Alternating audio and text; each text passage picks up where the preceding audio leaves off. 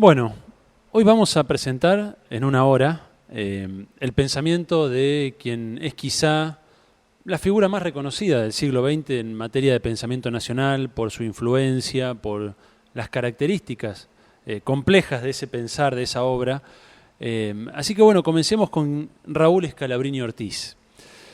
Scalabrini Ortiz nace en Corrientes en 1898, es hijo de un italiano, Pedro Scalabrini, que va a ser una figura muy importante en la vida de Raúl, ¿no? Pedro era científico, naturalista, paleontólogo, restos fósiles que él fue recopilando fueron integradas en las colecciones de Fiorentino Ameghino, por ejemplo, y tiene incluso algunas publicaciones científicas, ¿no? Y bueno, y su madre era Ortiz de apellido y era de Paraná, de una familia tradicional de Paraná, que vamos a ver luego que tiene cierta importancia este dato en la vida de Raúl, ¿no? Bueno, él crece en Corrientes hasta los primeros años de su vida y luego ya se traslada a Buenos Aires en 1902, a la ciudad que va a ser en definitiva la ciudad de sus amores y de sus encuentros y desencuentros, ¿no?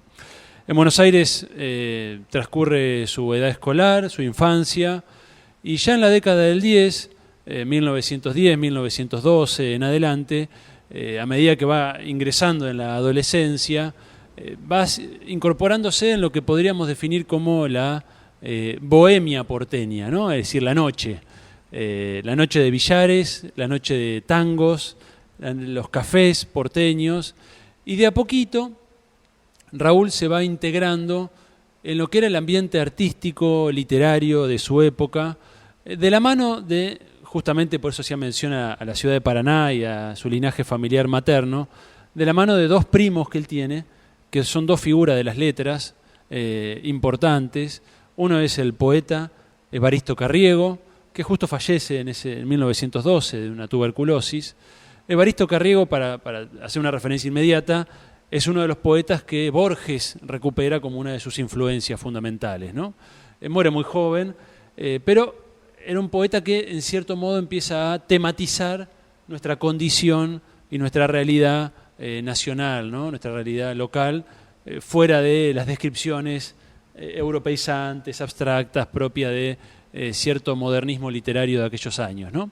Y la otra figura muy importante va a ser Manuel Gálvez, ¿no? Manuel Gálvez es, en aquellos años y en las primeras décadas del siglo XX, una figura literaria fundamental, asociada al pensamiento nacional, al nacionalismo, en su raigambre católica, ¿no?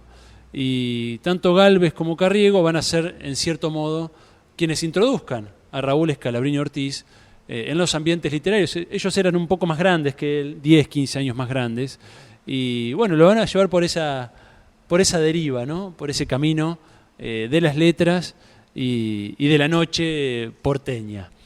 Además de este recorrido juvenil, vinculado a las letras, vinculado a la noche, Raúl va rápidamente a desarrollar capacidades deportivas. O sea, fíjense, ya estamos hablando de una figura con una complejidad muy interesante, ¿no? Él va a destacar en natación en particular y sobre todo en boxeo, ¿no? También estuvo haciendo otros deportes a nivel competitivo, hacía por ejemplo lucha greco-romana, ¿no? Pero en boxeo en particular él va a alcanzar hacia los años 20 el título de campeón nacional en peso pluma en la categoría amateur. Así que estamos hablando de un boxeador de buen nivel, ¿no? Lo llamativo de este personaje, que de a poco va siendo conocido en los ambientes literarios porque empieza a escribir sus primeras crónicas, empieza a hacer sus primeras columnas en algunos periódicos de tirada nacional. Si es una persona muy joven, estamos hablando de 20, 22 años, que empieza a ser reconocido. Fíjense, al mismo tiempo es un boxeador eximio, ¿no? Es una figura con una vitalidad, una energía muy desbordante, ¿no? Que va a ser un rasgo también de toda su vida. Va a iniciar la carrera de ingeniería en 1916 en la Facultad de Ingeniería de la Universidad de Buenos Aires, pero él no va a sentirse muy cómodo con las aulas académicas. De hecho, prácticamente no retorna en toda su vida al ámbito académico, no es un profesor universitario, no es una persona del ámbito de la investigación académica puntualmente, y de hecho va a cambiarse de carrera, va a dejar ingeniería y va a optar por una carrera más corta que ofrecía en aquel entonces la Facultad de Ingeniería, que es la carrera de agrimensor, ¿no? Él finalmente se va a recibir de agrimensor, en aquellos años eran 2-3 años de formación, y bueno, efectivamente va a ser esa formación como agrimensor la que él va, en definitiva, a ejercer como profesión, ¿no? A lo largo de toda su vida. Sí, con respecto a esta etapa de su paso fugaz, porque como decías vos, fue un paso fugaz por la universidad, algunos autores destacan su participación en una agrupación llamada Insurrexit, que a partir de 1918, en el marco del impacto que tuvo la Revolución Rusa a nivel mundial y también en las izquierdas latinoamericanas, va a nacer en el marco de esa universidad donde él estaba transitando. Y él allí tiene la posibilidad de leer a algunos autores como Marx, Engels, Lenin, que van a dejar una huella, ¿no? Él más tarde va a reconocer que esa primera experiencia universitaria vinculada a estos autores le va a dejar una enseñanza. La importancia que tienen los procesos económicos para pensar la realidad nacional, en nuestro caso, pero para pensar todas las situaciones vinculadas a la política, a la sociedad y también a la cultura.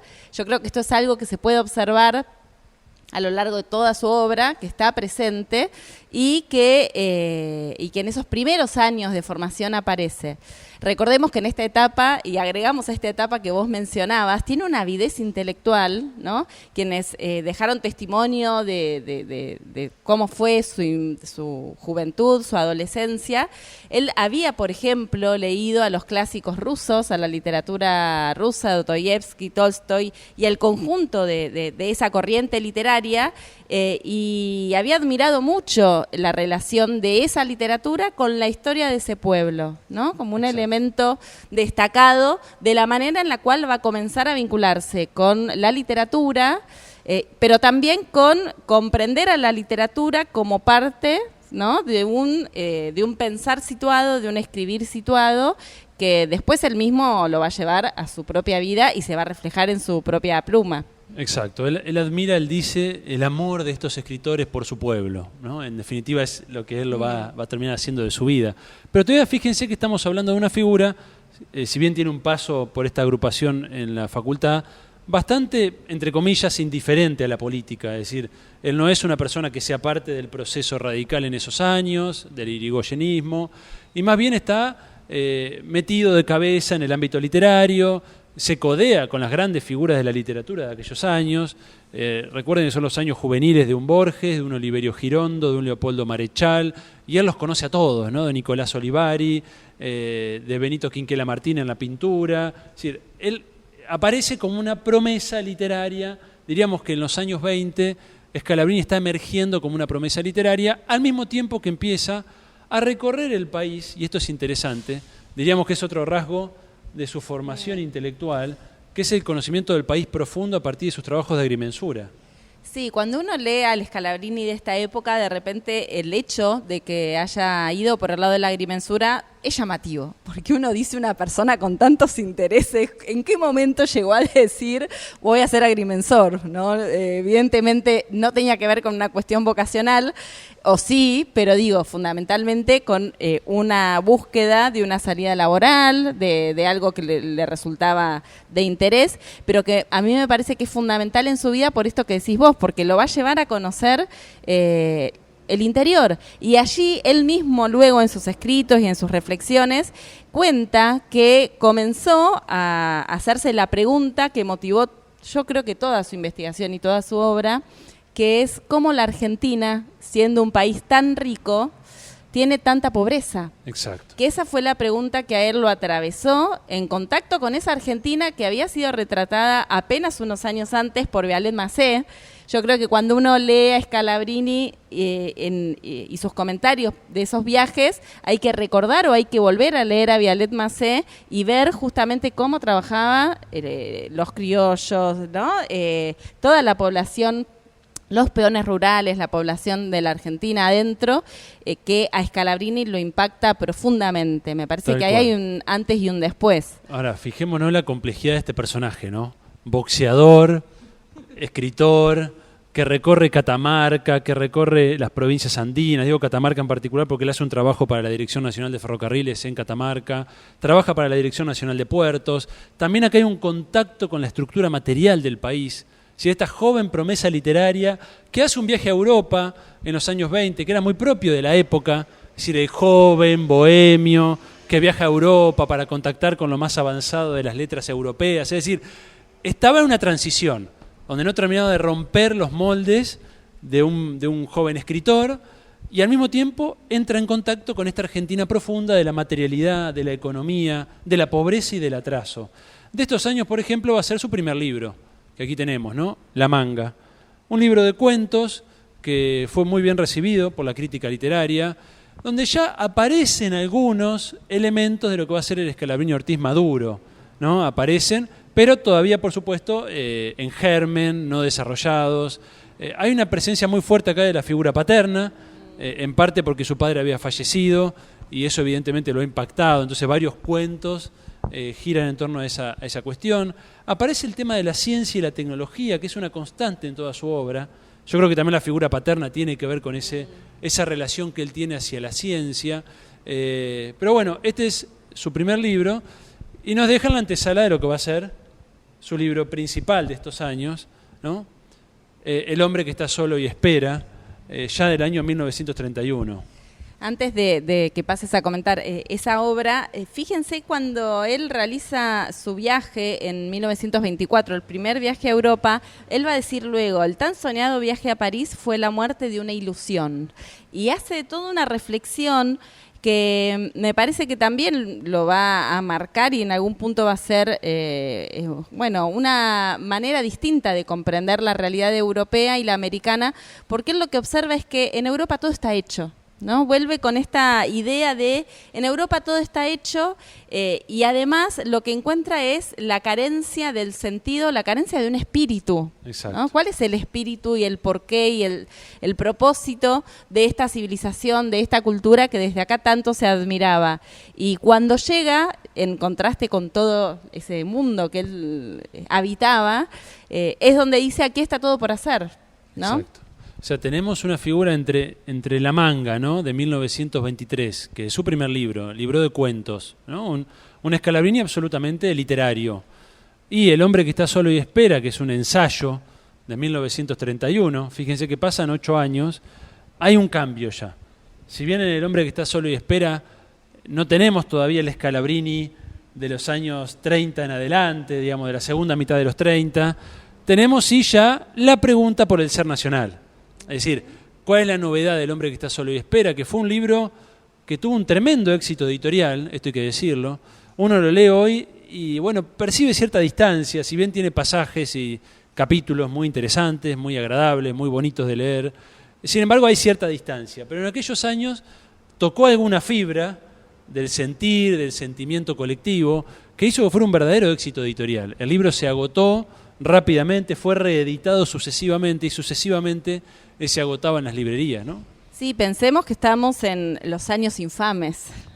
Por lo tanto, el clima de Buenos Aires, el sentir porteño, el sentir argentino, estaba absolutamente atravesado por la crisis económica, por la crisis social, pero que también era una crisis espiritual. Y ahí Scalabrini es donde en esa obra logra rescatar el corazón y expresar el corazón de esa crisis. Y bueno, y él mismo luego reflexiona y se pregunta por qué este libro ha tenido tanto éxito. En algún punto es también para él una sorpresa. Y él dice, bueno, ha reflejado el sentir de una época y de un pueblo. Claro. En un momento donde además en términos políticos, él aquí sí ya comienza sus primeros pasos de compromiso activo y se va a sumar al levantamiento de resistencia radical junto a Jaureche en Paso de los Libres y todo ese grupo de radicales resistentes, donde esto le va a costar la cárcel. Exacto. ¿No? Sí, él va a ser, si bien él no viaja a Corrientes, ¿no? Él es Está detenido en Buenos Aires, va a ser parte del proceso de resistencia radical en el año 33, 2 años después del hombre que está solo y espera, donde él efectivamente, el impacto de la crisis del 29 y el 30, el golpe de Estado a Irigoyen, todavía hasta el golpe de Estado él estaba medio indiferente, medio expectante. Ahora, ya cuando se ven las consecuencias del golpe, cuando se pasa del poder de Uriburu a Justo, él ya ahí sí tiene como un quiebre, ¿no? Y ahí sí empezamos a ver el Scalabrini, que va a ser el Scalabrini hasta el final de su vida. Se va a comprometer con la resistencia radical, va a ser detenido en la isla Martín García. Él ya un poquito antes había conocido a quien va a ser su compañera de vida, Mercedes Comaleras, Mecha, y es interesante porque se casan, estando él preso, y el domicilio de la partida de casamiento es el domicilio de la Policía Federal, ¿no? Así que es un dato curioso. Y él, estando preso, bueno, el régimen de Justo, del presidente de facto, le da la opción o de la prisión en Ushuaia o del exilio, ¿no? Y él opta por el exilio. Así que también Scalabrini, como tantos otros pensadores nacionales, conoció la cárcel, conoció el exilio, y van a ir con Mercedes a Europa en lo que va a ser su segundo viaje, que bueno, va a ser el viaje en cierto sentido definitivo para el reencuentro con lo nacional, ¿no? Cuando Scalabrini vuelva de Europa, él va a volver ya absolutamente compenetrado con la causa nacional y con lo que va a ser el objetivo de su vida, ¿no? Un poco lo anuncia en El hombre que está solo y espera, ¿no? La idea de que una vida que no es una vida de lucha no tiene sentido, una vida que requiere de un ideal que te permita orientar, ordenar esa vida. De hecho, el inicio del libro sí lo dice, ¿no? Creer es allí la magia de la vida, ¿no? O sea, parece muy fuerte la idea de que es preciso una creencia, una fe, dice él, en esa causa justa, en ese objetivo vital que te ordene toda la vida. Y ese objetivo lo va a encontrar precisamente en lo argentino, en lo nacional. Sí, en contraposición con lo que él comienza a observar, como bien vos decías, desde el año 30, de la entrega del patrimonio nacional. Las medidas que se comienzan a tomar a partir del año 30, 31, 32, que se coronan con la firma del Tratado Roca-Runciman y la entrega de absolutamente todos los resortes de la economía y de los recursos estratégicos argentinos, lo lleva a él a convencerse de que la lucha debe ser una lucha antiimperialista y que en su caso su aporte estaba vinculado con poder desnudar los resortes de ese imperialismo. Entonces comienza lentamente a investigar, a trabajar con una capacidad increíble. Cuando uno lee en forma, ¿no?, ordenada los textos de Scalabrini, lo que encuentra es que ha realizado un trabajo de campo, un trabajo con las fuentes, diríamos hoy en el mundo académico, muy, muy detallado, muy profundo, con un gran basamento empírico de cada una de las cosas que él va analizando y va denunciando, y que lo lleva a descubrir cuáles fueron los mecanismos, cómo se produce esta dominación imperial en nuestro país. Tal es así que cuando comienza a compartir los primeros escritos, Arturo Jaureche, que por aquellos años participa de la fundación de Forja, la Fuerza de Orientación Radical de la joven Argentina, él dice: Scalabrini Ortiz fue quien nos sacó del antiimperialismo abstracto y nos convocó a un antiimperialismo concreto, en referencia a que las izquierdas, o inclusive dentro del movimiento nacional, había una denuncia permanente al accionar imperialista norteamericano. En particular, en esa época, en el marco de la política del garrote, estaban invadiendo con sus marines diferentes focos en América Central y en el Caribe, y poco se decía del accionar imperialista de los británicos en Sudamérica. Entonces, esta idea de miramos el águila que está en el norte, pero no observamos al león que nos está comiendo nuestras propias entrañas. Y en algún punto, a pesar de que la diferencia de edad no era tanta, Scalabrini se convierte en una referencia para todo ese grupo de Forja, que sin estar orgánicamente dentro del espacio, porque como hemos dicho, Scalabrini no era un afiliado y militante radical antes de 1930, y Forja nace en sus comienzos con una condición que era el compromiso con el Partido Radical. Entonces, Hasta el año 40 él colabora en términos externos, luego se va a modificar esa cláusula por la cual él sí pide la ficha de afiliación a Forja, pero más allá de esto, ¿no?, de esta pertenencia institucional, a partir de las publicaciones que se hacen en el periódico Señales, que va a ser un punto fundamental de encuentro en esta época, donde toda esta generación que está preguntándose por qué una Argentina rica tan pobre y que está empezando a desentrañar por dónde se iban las riquezas de esta patria o cómo se habían construido esas canaletas que iban de Buenos Aires a Londres, como decía Scalabrini Ortiz, ¿no?, que se fugaba la riqueza, que éramos un país rico donde, por ejemplo, llovía mucho, pero que las canaletas tomaban el agua y la dirigían hacia otros sitios. Y bueno, y que comienzan a estudiar todo esto y empiezan a publicar, ¿no? Tal cual, tal cual. Es importante ubicarse, ¿no? Estamos, como decía Mara, década infame, surgimiento de Forja, que era una juventud radical que pretendía mantener vivo el legado nacional de Irigoyen, y aparece Scalabrini, que probablemente era una persona que no tenía contacto, o sea, no tenía contacto con este mundo, venía de ganar un premio muy importante por El hombre que está solo y espera, un premio muy codiciado en el ambiente literario. Era en cierto sentido un bestseller, o sea, un tipo que vendía libros a muy buen volumen, que no pertenecía al ámbito de la política, y de repente tiene un viraje que está insinuado en alguno de sus textos, en este joven en transición de los años 20, pero que en los años 30 decididamente da un vuelco, y ese vuelco le va a llevar la vida.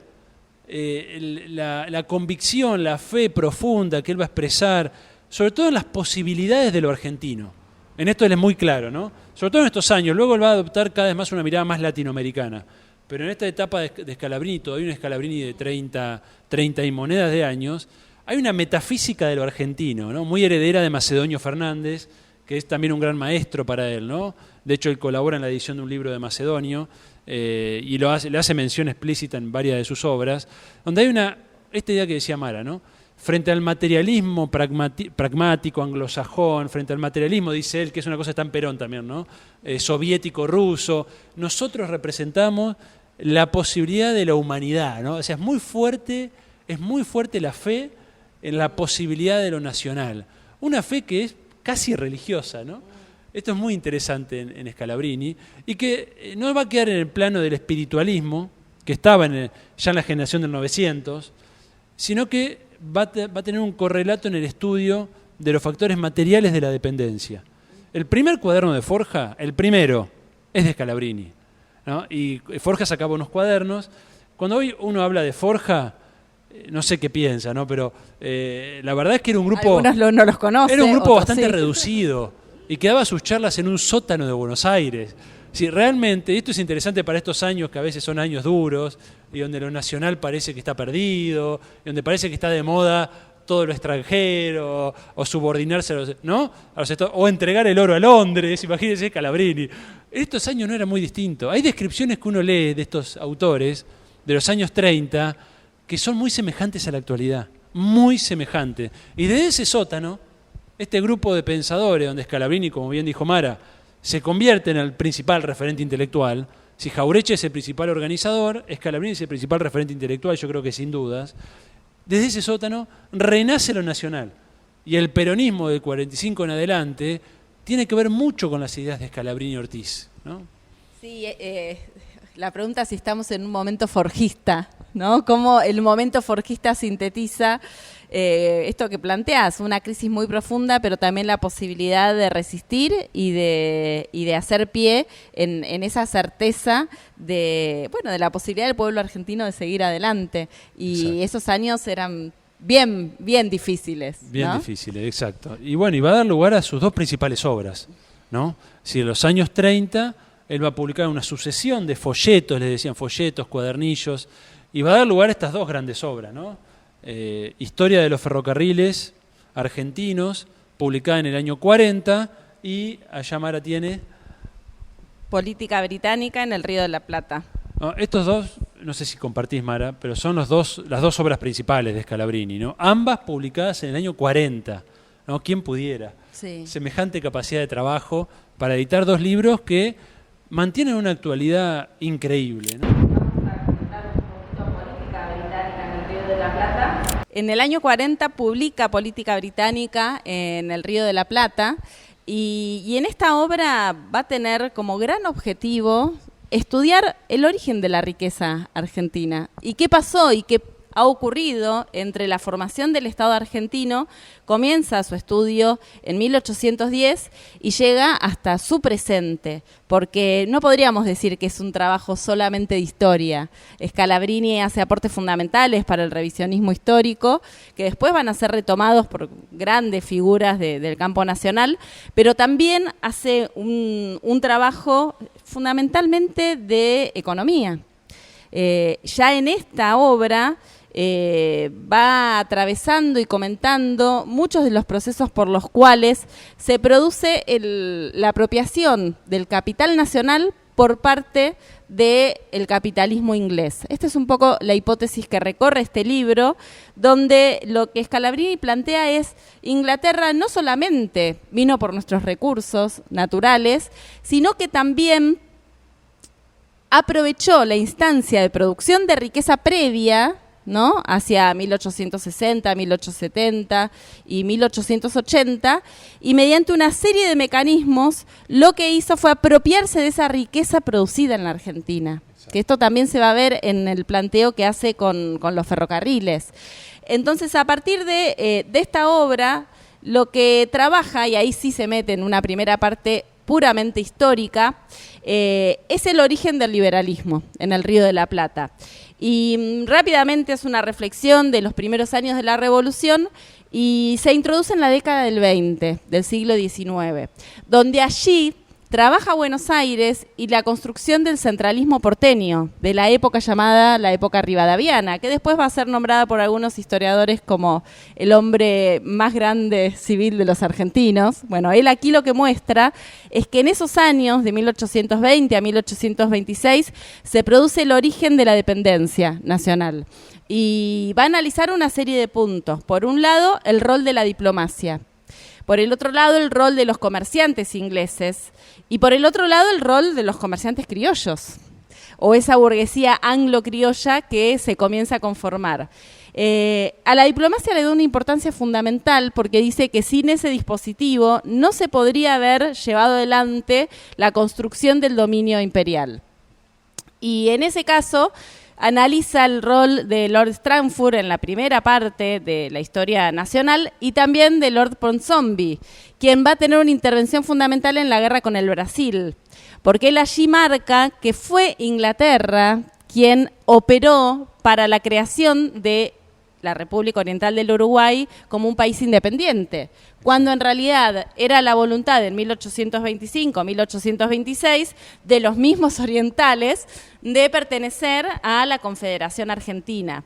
Entonces, ahí él, de manera muy detallada, va narrando cómo se lleva la geopolítica de la mano de la economía, esa mirada geopolítica que él tiene, articulándolo con otro gran tema que es el endeudamiento externo y los negociados financieros.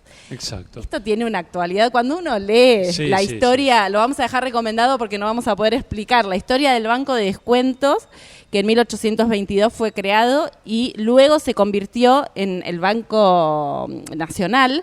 Cuando uno lee en detalle los mecanismos técnicos que él explica aquí, por los cuales se crean las acciones, se compran, se venden, se valorizan, encuentra una similitud con los procesos que luego se van a repetir en el siglo XX impresionante. No, este realmente es un libro con una actualidad que uno no puede dejar de fascinarse, ¿no? Porque en cierto modo no hemos aprendido la lección.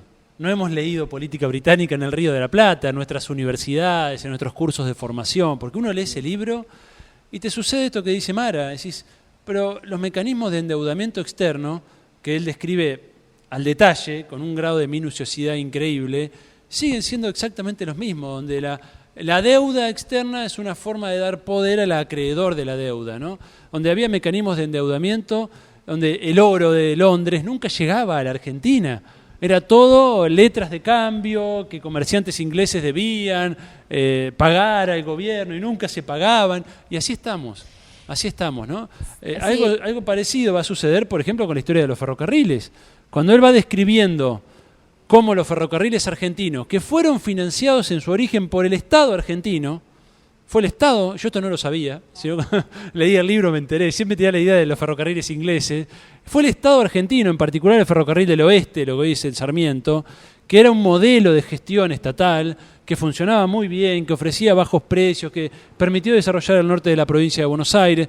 Ahora empieza todo un trabajo de topo, digamos, subterráneo, de la diplomacia británica, de los comerciantes, de los banqueros, del poder financiero, para ir socavando la legitimidad del Estado, no sé si le suena esto, para ir mostrando que supuestamente el sector privado era más eficiente, los capitales británicos, y se van quedando con los ferrocarriles argentinos sin poner un mango. Esto es lo que va demostrando Scalabrini. No es que hubo una inversión para comprar, supuestamente era el discurso oficial de aquellos años, ¿no? Es decir, el capital británico invirtió y se compró infraestructura y luego va desarrollando las vías. Scalabrini y Ortiz va mostrando que no desarrollan las vías, que la inversión la hizo el Estado, que el capital británico nunca llegó y que no solo eso, sino que nosotros tenemos que pagarle a los británicos para que exploten nuestros ferrocarriles, ¿no? Porque el Estado les da una garantía de rentabilidad que según los británicos nunca alcanzaban, ¿no? Inflaban los asientos contables, hay distintos mecanismos que él va mostrando acá, por el cual el Estado, nosotros, les pagábamos a los británicos para que exploten nuestros ferrocarriles, ¿no? Es una cosa increíble. Cuando uno revisa esta historia, revisa los años 30 y los años 90, encuentra, 1990, aclaro, encuentra una similitud increíble en esto que vos decías, la apropiación de la riqueza producida socialmente por el pueblo argentino, porque las privatizaciones en los 90 tiene mucha reminiscencia a este mecanismo, ¿no? De generaciones que construyeron y que pusieron en pie esas grandes empresas nacionales y que luego fueron apropiadas y entregadas por literalmente, no por 2 pesos, directamente regaladas al capital extranjero. Tal cual, tal cual. Bueno, y una de las figuras que él va a mostrar en su papel en la geopolítica latinoamericana, en política británica, es Canning, sí. George Canning, ¿no? Que era el ministro de Relaciones Exteriores del Reino Unido en los años 20. Y traigo este dato a colación, además, por la importancia que tiene Canning en la historiografía oficial, como el primero que reconoce la independencia de las Provincias Unidas, que Scalabrini desmiente, ¿no? Desmiente. Pero más allá de eso hay un dato anecdótico, que es que Perón, en el año 74, en homenaje a Scalabrini, va a cambiar el nombre de la calle Canning de Buenos Aires por Scalabrini Ortiz, ¿no? Luego los militares, en el 76, vuelven al nombre Canning, y luego la democracia vuelve al nombre Scalabrini Ortiz. Así que la calle Scalabrini Ortiz de Buenos Aires, hay una pequeña disputa historiográfica que se da en torno a este libro que tenemos acá, ¿no? Bueno, me das pie para mencionar lo último de este libro, porque podríamos quedarnos muchísimo tiempo hablando de esto, pero bueno, tenemos que seguir avanzando. En esta lucha, justamente en contra del nombre de la calle, pero también en contra de Inglaterra, Scalabrini en la última parte va a analizar los años 30 y va a compartir algunas de las ideas que luego profundiza en Historia de los Ferrocarriles y también va a hacer mención de la importancia del irigoyenismo, del Partido Radical, como el primer intento, ¿no?, de liberación de nuestro pueblo. Entonces él dice, y tiene una frase donde, casi textual, dice: todo lo que ocurrió en el siglo pasado, por el siglo XIX, ocurrió a favor de Gran Bretaña, porque Gran Bretaña estaba estratégicamente colocada. Todo lo que ocurre en este siglo, su siglo XX, ocurre en contra de Gran Bretaña, porque Gran Bretaña está en contra del siglo. Él cierra el libro con esa frase y me hizo pensar mucho en nuestro presente, nuestro siglo XXI, que en algún punto las primeras décadas fue un siglo en contra de la potencia que en la segunda mitad del siglo XX fue hegemónica, ¿no?, los Estados Unidos de Norteamérica, y cómo en nuestro presente también esta potencia anda un poco en contra de nuestro siglo. Insisto en esto porque me parece que marca una lectura de Scalabrini Ortiz de la geopolítica que todo el tiempo lo tiene como referencia, tal vez no lo desarrolla en términos específicos y no hace un análisis del orden mundial en cuanto tal, pero todo el tiempo es el escenario en el cual transcurre y son los factores de poder que él tiene en cuenta, como por ejemplo lo de Canning, para ir realizando sus desarrollos. Y me parecía que esta frase de ¿quién va en contra del siglo?, ¿no? Bueno, y para cerrar los años 30, bueno, son los años principales de Scalabrini, además de la historia de los ferrocarriles, ¿no? Donde él va ramal por ramal haciendo la historia. Además de política británica, con todo el trabajo historiográfico y de historia económica, ¿no? Historia política, historia económica e historia de las ideas. Además, por ejemplo, en los años 30 hace un estudio muy importante sobre la pelea por el petróleo argentino.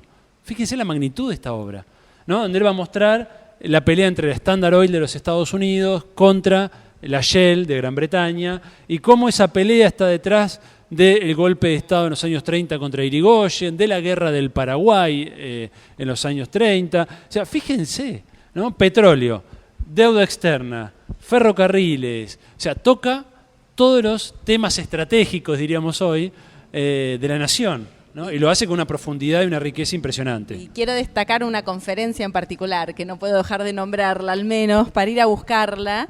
En 1937 él da una serie de conferencias en la universidad y dicta una llamada Las dos rutas de Mayo.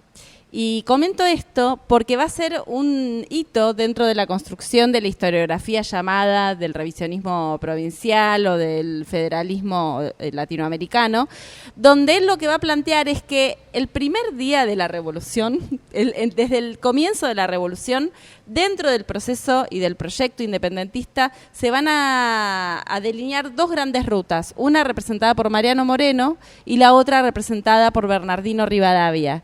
Y a partir de allí traza los dos grandes modelos de país que se van a confrontar a lo largo de nuestros 200 años de historia. Y recomiendo la lectura de esa conferencia porque, insisto, ya en el 37, cuando el revisionismo estaba en ciernes, había algunos aportes de estos autores forjistas y luego el revisionismo vinculado al conservadurismo, pero recién el revisionismo popular va a desarrollarse fuertemente en los años siguientes y él allí deja una serie de claves de lectura que van a ser fundamentales, ¿no? Bueno, y para cerrar los años 30, entonces, el gran evento internacional, año 39, como saben, Segunda Guerra Mundial, ¿no? Frente a esto aparecen presiones de los aliados occidentales de Gran Bretaña, de Estados Unidos, para que Argentina entre en la guerra. Y esta va a ser la otra gran batalla, como no podía ser de otra manera en este luchador, que va a ser la batalla por la neutralidad. Y va a ser tan importante esta batalla para él, en donde encuentra un antecedente en Irigoyen, que él reivindica muchísimo en este aspecto. ¿Por qué la neutralidad? Porque él decía, no manden a morir a nuestros jóvenes a las trincheras europeas por intereses imperiales, ¿no? Esa era la pelea, fíjense la profundidad. Que él pone sus recursos, que eran pocos, porque se darán cuenta que para escribir todo esto no estaba pensando el hombre en hacer plata, ¿no? Básicamente él vive en la penuria económica en muchos momentos de su vida, y pone su capital, el capital que tiene, en crear un diario que se llama Diario Reconquista, para defender la neutralidad frente a la guerra. Y se funde. Se funde el diario, se funde él económicamente, queda muy mal, al punto que hay solicitadas en los diarios que él publica pidiendo trabajo. O sea, fíjense lo que esto significa, ¿no? Y aquí se me pone la piel de gallina. Viene ese detalle impresionante de los clasificados, cuando él comienza a ofrecer sus servicios, no solo como agrimensor, sino como editor, de manera muy diversa. Y el 13 de enero del 42, en uno de ellos dice que ofrece sus servicios a que no sea empresa extranjera. Busco trabajo, pero que no sea una empresa extranjera. Esto está literalmente. Ahí, en esta situación, piensen que él tiene con Mercedes, con su compañera de vida, tiene 5 hijos. O sea, 5 hijos escribiendo todo esto, dando charlas, dando conferencias. Bueno, queda en la penuria económica. Ahí hay algunos años donde no escribe mucho, él se vuelca a trabajar. Y, casualidad, son los años en que emerge Perón, con el GO, ¿no? Año 43, emerge Perón. Año 44, Perón da una conferencia, ya Perón empieza a ser Perón, ¿no? Conferencia de la Defensa Nacional en la Universidad Nacional de La Plata, y es allí donde se conocen Scalabrini y Perón, ¿no? Dice el cuento que cuando termina la conferencia se van a un momento para tomar algo en lo que era la sede náutica del Jockey Club allá en La Plata, y que le dicen a Scalabrini, ¿no quiere decirle algo Perón? Y Scalabrini le manda un papelito que dice, coronel, no se olvide de los trencitos, ¿no? Y ahí hablan, y bueno, Perón le promete la nacionalización ferroviaria. Y bueno, esta va a ser la batalla de esos años, ¿no? Los años 40, así como los años 30 fueron todo esto que mencionamos, los años 40, el 45, el 46, el 47, va a ser el Scalabrini que va a luchar por la nacionalización ferroviaria. Sí, hay que decir que en todos estos años volver a rescatar y a mencionar a su esposa, su compañera, que fue un pilar fundamental para que él pudiera desarrollar esta militancia, no solo en el cuidado de sus hijos. Hay una cantidad de fotografías de su familia que son muy hermosas, digo, también para rescatarlo en su dimensión humana, ¿no? Donde aparece muchísimo en situaciones lúdicas con los chicos. Pero bueno, digo esto, una mujer dedicada a la docencia y que realmente fue sostén de su familia, como para rescatar esta cuestión. Y sin lugar a dudas, el 17 de octubre de 1945 marca una nueva etapa en su vida, en su compromiso y también en su pluma, porque yo creo, no sé qué pensás vos, Santiago, pero que es de esa jornada, de las cosas más hermosas que se escribieron, vinieron de la mano de Scalabrini Ortiz. Sí, el texto que Scalabrini escribe el 17, dice que lo escribe el mismo 17 de octubre, ¿no? Que él se suma a la marea humana que sale a reclamar por la liberación de Perón, y escribe un texto que él lo reproduce aquí en este libro del año 46, que ya vamos a mencionar, Tierra sin nada, tierra de profetas, devociones para el hombre argentino, un libro que vuelve al Scalabrini literario, ¿no? Al Scalabrini filosófico, metafísico, fíjense, ¿no? Qué personalidad. Después de haber recorrido los anaqueles de los archivos, la historia económica, la cosa dura, ¿no? de la economía, de los ferrocarriles, de la técnica, vuelve a un Scalabrini poeta y saca en el año 46, cuando era el año de la esperanza, porque bueno, Perón ganaba las elecciones, va a avanzar el proceso de nacionalización ferroviaria, él va a impulsar comités por la nacionalización de los ferrocarriles. En ese contexto, Scalabrini saca un libro de poesía con algunos ensayos. A mí la parte que más me gusta son los ensayos iniciales, donde está el ensayo del 17 de octubre, que es hermoso, ¿no? Ahí está esa frase tan bonita que la tengo acá, ¿no? Era el subsuelo de la patria sublevado, era el cimiento básico de la nación que asomaba por primera vez en su tosca desnudez original. Es decir, lo que encuentra Scalabrini el 17 de octubre es la confirmación de esto que él había intuido 15 años antes, en 1931, en El hombre que está solo y espera, ¿no? Que era la potencialidad subyacente que tenía la Argentina. En las muchedumbres, dice él, en las multitudes. Cuando estas multitudes ocupen en la escena pública, Argentina comenzará a ser una nación. Y acá está el aspecto, que esto hay que destacarlo, de nacionalismo popular de Scalabrini. Porque Scalabrini es un argentinista, diríamos, porque lo tiene a eso, sobre todo en su etapa inicial. Hay una cosa de lo argentino que está muy bien, pero además hay una cosa de lo popular. Es decir, Scalabrini admira profundamente al pueblo. Él dice, la mejor versión de mí, no es textual, ¿no? Pero está en sus poesías, es cuando me fundo en el colectivo, cuando soy parte de un todo que me trasciende, ¿no? Incluso en La Manga está, en el año 23, el libro de La Manga se llama La Manga porque en la parte final, que hay un diálogo entre distintos personajes, él va a hablar de una manga de langostas, ¿no? Y sobre esa imagen dice la marcha de la humanidad, que a veces es un poco confusa y para encontrarle el sentido hay que ir viendo la totalidad. Bueno, esa idea de totalidad, de muchedumbre, donde el individuo se funde en un todo mayor que lo contiene, es lo que él va a encontrar en ese 17 de octubre, ¿no? Sí, se va a sumar, como vos decías, a militar por la nacionalización de los ferrocarriles. Yo creo que él tiene durante esta etapa dos grandes aportes o causas.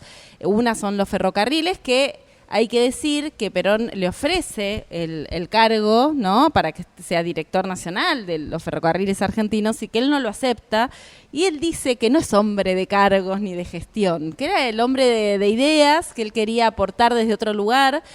Y también reconoce que el no tener cargos le genera una libertad para escribir, para opinar y para marcar disidencias, que en esa época, imaginemos, con el impulso y la importancia que tenía Perón, no era sencillo.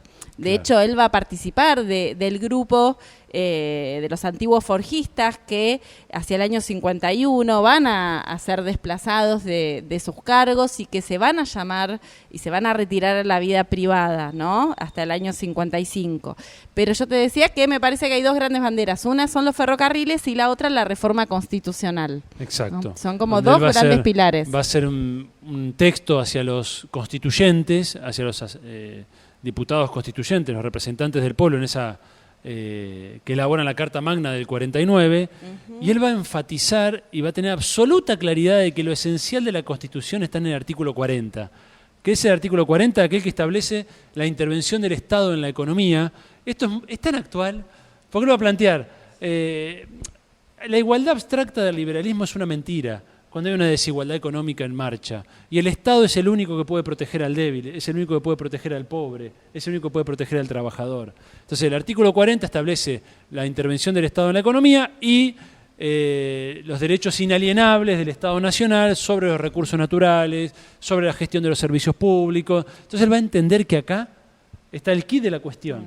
Y cuando 10 años después el golpe de la Libertadora derogue la Constitución de Perón y empieza un proceso constituyente, que es la del 57, él va a volver sobre este tema, ¿no? Va a decir, el artículo 40, ahí está el bastión de la República, ¿no? Exactamente, y utiliza esta imagen, el bastión de la soberanía. Scalabrini construye algunas frases que son síntesis de ideas con una gran profundidad. Una es esta, ¿no? El bastión de la soberanía, y la otra había sido anterior, donde él dice, podemos tener bandera, pero no tenemos soberanía. En los años 30 podemos elegir presidente, pero no somos soberanos. Entonces, para él, esta Constitución, la reforma de la ley fundamental, era la herramienta por la cual se podía consagrar, defender y avanzar en la defensa de la soberanía. El estudio que él escribe, y describe diversos artículos vinculados a estos, luego van a ser incorporados en este libro de Irigoyen y Perón.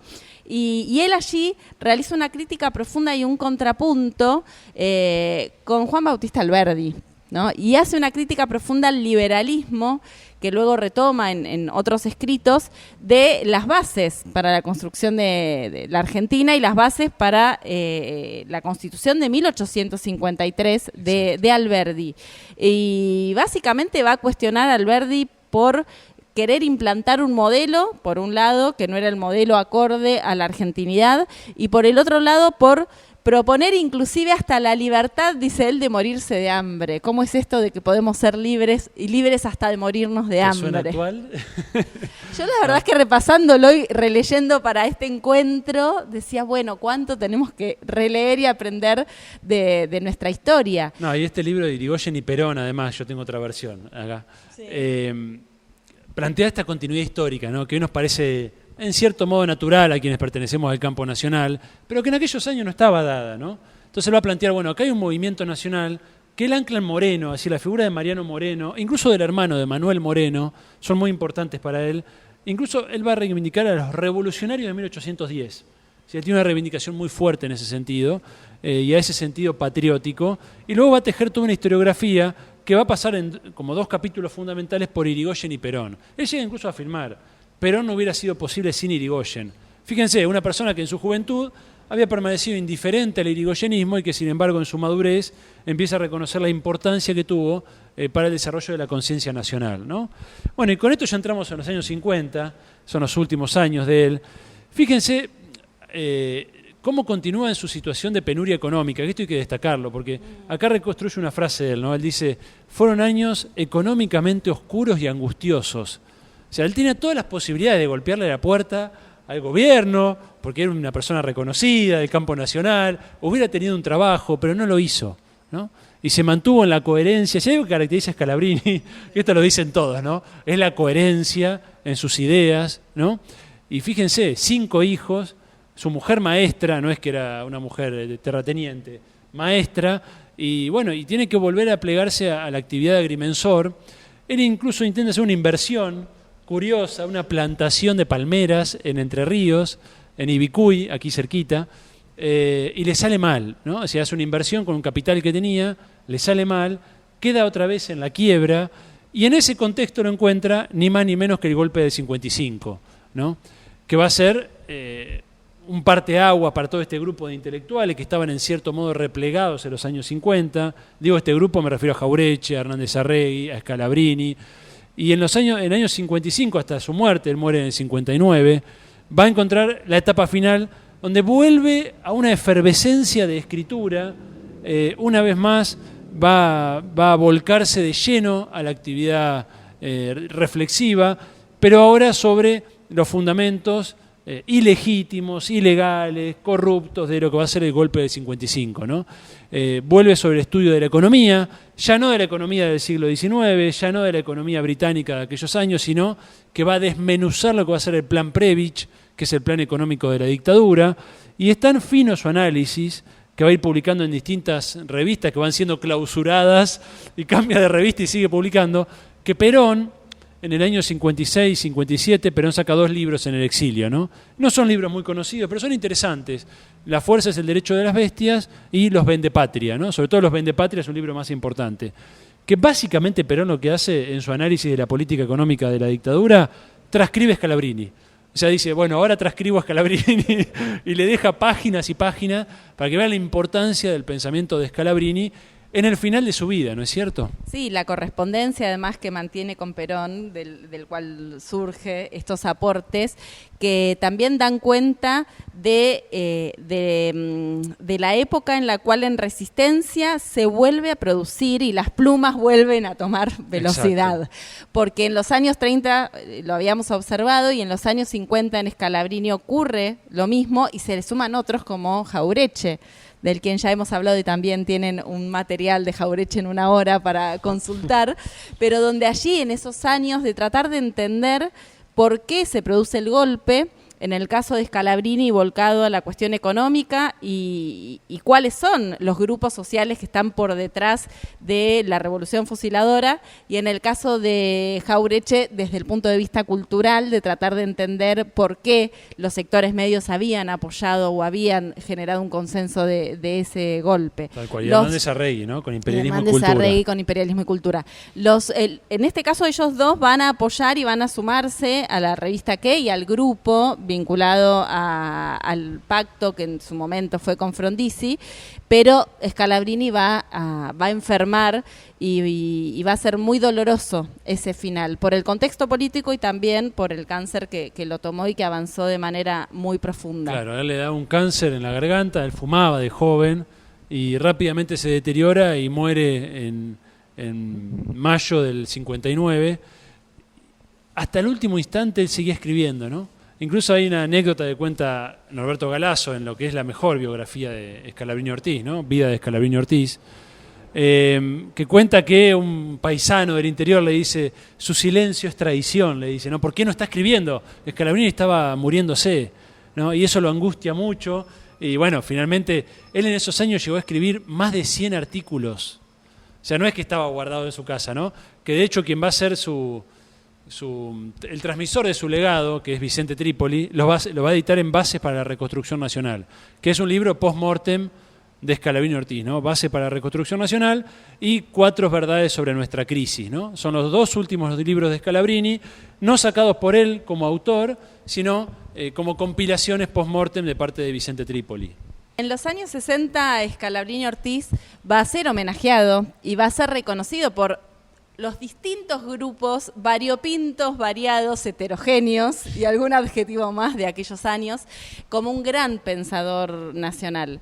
Y va a existir un consenso de reconocer a este pensador, que fue un escritor donde combinó historia, geopolítica, literatura, las letras, ¿no? Sí, economía, polémica, ¿no? En Base para la Reconstrucción Nacional, que son los últimos artículos de su vida, lo vemos además con una ironía muy fina, desmintiendo los discursos oficiales de la dictadura del 55.